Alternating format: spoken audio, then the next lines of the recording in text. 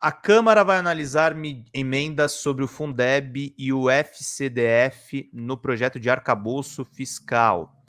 Senado excluiu o limite de despesas de valores referentes aos fundos de educação e do DF em gastos em ciência e tecnologia, o que foi um avanço do Senado, tá, gente? A Câmara do Arthur Lira é que está promovendo esse atraso. A Câmara dos Deputados precisa analisar 15 emendas do Senado Federal ao texto do novo regime fiscal, que substitui o atual teto de gastos. A principal novidade nas emendas do projeto complementar 9323 é a exclusão do limite de despesas do Poder Executivo dos gastos do Fundo Constitucional do Distrito Federal e com o Fundeb. Os senadores propõem ainda deixar de fora o limite de gastos com ciência, tecnologia e inovação. Pelo texto anterior da Câmara, relatado pelo deputado Cláudio Cajado, ficam de fora as despesas com essas áreas apenas se a receita for própria ou vier de doações ou de outros acordos no âmbito das universidades públicas, seus hospitais universitários e de outras instituições científicas, tecnológicas e de inovação. O Senado apresentou ainda uma emenda que permite a inclusão no projeto de lei do orçamento e na lei orçamentária de programações cuja execução estaria condicionada à aprovação de crédito adicional calculado com base na estimativa do Índice Nacional de Preços ao Consumidor Amplo do ano. De acordo com o texto aprovado na Câmara, a correção dos limites individualizados de despesa no PLOA pelo IPCA levará em conta esse índice acumulado nos 12 meses, encerrado em junho do ano em que o projeto tramitar.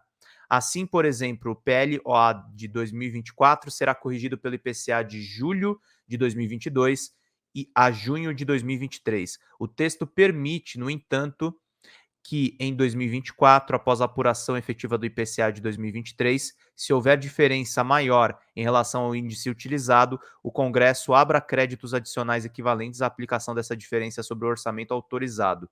Isso vale também para todos os anos seguintes. Com a redação sugerida pelos senadores, ao fim de 2023, neste exemplo, quando a aprovação do orçamento de 2024, a estimativa de inflação de dezembro deve ser somada à inflação apurada de janeiro de 2023 a novembro de 2023, comparando-a à apurada em julho de 2022 e junho de 2023. Caso houvesse diferença maior, ela poderia corrigir o orçamento em tramitação para o ano seguinte, ampliando o limite do executivo. Segundo o autor da emenda e líder do governo no Congresso, o senador Randolfo Rodrigues, da Rede, o cálculo do texto da Câmara levou em conta o mês de agosto de 2022, no qual houve deflação em decorrência da redução de tributos sobre os combustíveis, o que resultará para 2024 em um corte de até 40 bilhões do orçamento federal. Outra emenda inclui recursos obtidos com alienação de ativos, vendas de ações ou de subsidiárias, por exemplo, e a privatização entre as medidas de ajuste fiscal que podem ser usadas para atingir essa sustentabilidade da dívida da União. O Senado aprovou ainda a emenda que cria o Comitê de Modernização Fiscal para aprimorar a governança das finanças federais e tornar as etapas de planejamento, execução e controle do ciclo orçamentário mais transparentes e eficientes para o financiamento de políticas públicas.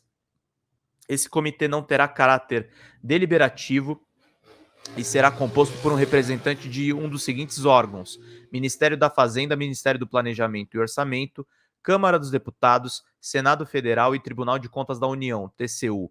Eles deverão se reunir uma vez por ano para aprovar o plano de trabalho e o relatório das atividades. Duas das emendas que fazem ajustes terminológicos, como substituir o projeto de lei orçamentária e a lei orçamentária por dotações autorizadas, no trecho que determina sua compatibilidade com a meta de resultado primário, a mudança deixa claro ainda que o crédito extraordinário não se aplica à verificação do cumprimento da meta de resultado primário. As emendas ajustam também a conceituação do que vai ser a política fiscal, de como a política fiscal deve ser conduzida, substituindo a referência à manutenção da dívida pública em níveis sustentáveis para alcance. Já as medidas de ajuste fiscal poderão ser usadas em qualquer situação e não apenas para os casos de desvios. Outras emendas da redação também substituem 0,25 ponto percentual por 0,25%, olha só, uniformizam a referência ao intervalo de tolerância do cumprimento da meta do resultado primário. As emendas não mexem nos principais pontos do projeto, como percentual de crescimento da despesa, segundo o aumento da receita primária de 2 anos antes. Eu vou resumir para vocês aqui essa notícia da agência Câmara, tá, gente? O projeto que o Senado colocou as emendas... Oi, Veridiana, tá da África, minha querida? Seja bem-vinda aqui à Folha Democrata, que saudades que eu tô de você. Queria te chamar para uma entrevista aqui, Veri. Se você quiser conversar, me dá um toque. E pinguem superchat, gente. Pinguem superchats que a gente precisa da ajuda de vocês. Pedro, a retirada do Fundeb é fundamental na educação. Exatamente. O Senado fez o arcabouço voltar para o texto original que o Haddad propôs. Porque esse Cláudio Cajado, ele criou um teto de gastos mais perverso, né? Nem o teto de gastos tinha um Fundeb dentro do arcabouço.